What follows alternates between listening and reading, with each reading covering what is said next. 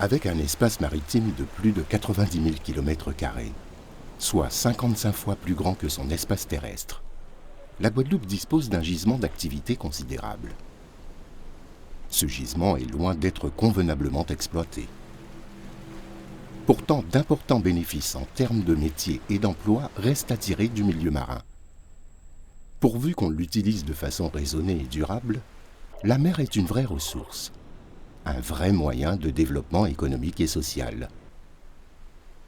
Pour notre territoire insulaire, la Guadeloupe, la mer et le littoral offrent une chance unique. Prenons ensemble la route de l'économie bleue. Pour beaucoup, la mer en Guadeloupe représente une source de revenus non négligeable, mais pas seulement pour les marins-pêcheurs.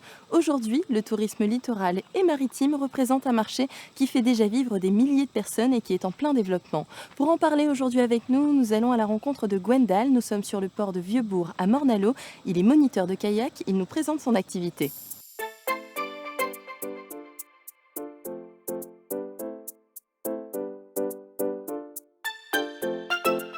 Alors on a tendance à penser que ce sont surtout des touristes qui viennent vous voir. Est-ce que c'est réellement le cas ou bien vous avez aussi une clientèle locale qui souhaite se divertir et puis aussi découvrir et faire des évasions avec vous? Des Guadeloupéens qui viennent découvrir le littoral avec nous pendant le week-end ou durant les vacances scolaires, en famille ou entre amis.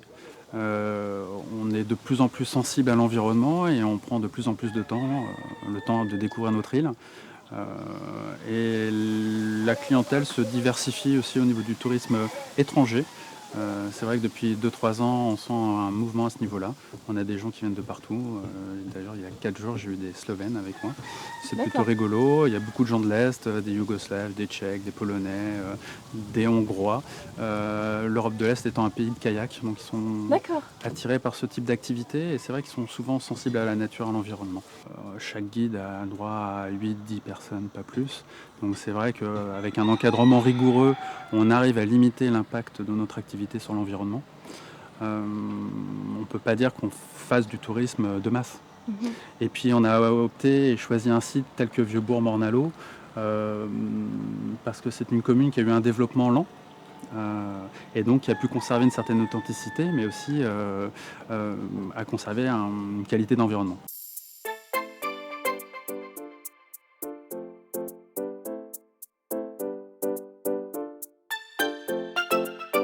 Qu'est-ce qui motive les touristes à choisir la destination Guadeloupe? Alors, la première raison que les enquêtes aux frontières nous enseignent, nous apprennent, c'est que les touristes, leur choix reste, demeure motivé par la plage, donc évidemment par notre ensemble nautique, par notre richesse bleue et ses activités. Le tourisme bleu, en tout cas, c'est une de nos plus grandes richesses, un de nos plus grands atouts, que ce soit tout ce qui concerne le littoral, mais tout ce qui concerne la plage aussi, la partie terrestre. Et puis, vous avez vu ces nombreuses activités. Alors, vous avez notamment la plongée qui est assez bien structurée en Guadeloupe, avec près d'une centaine de centres de plongée, mais vous avez aussi les activités d'écotourisme, de visite de la mangrove, canoë-kayak. Vous avez aussi toutes ces activités qui sont liées au surf, au kitesurf, enfin tous ces éléments.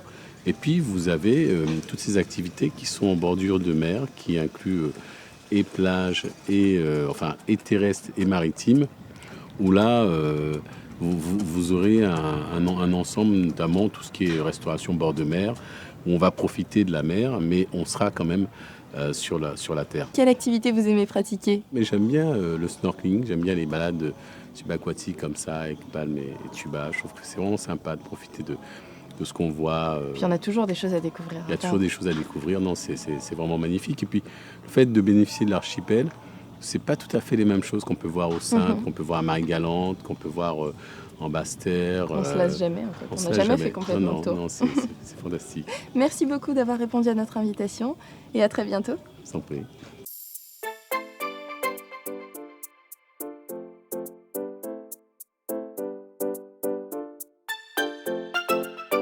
Merci à tous de nous avoir suivis. Une nouvelle thématique qui nous donne envie à nous, locaux, de continuer à explorer notre littoral maritime. On se retrouve très bientôt pour un nouvel épisode de votre émission La Route du Bleu, Destination Guadeloupe.